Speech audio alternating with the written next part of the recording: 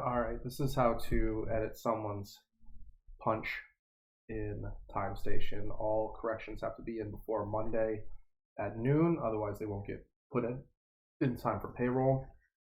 We were just notified that Alex was at the store at 9 but didn't clock in until 9:56. We're going to click on his name.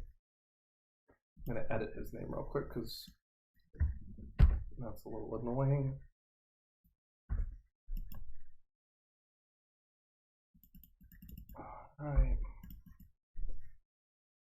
Alright, so we're going to go down to this punch right here. I'm going to click at it.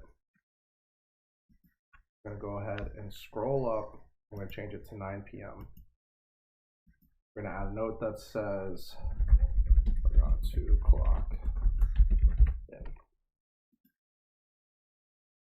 Alright, and now that is adjusted, and when he clocks out to leave, it'll reflect the correct times. If you needed to edit yesterday, you would change this to 9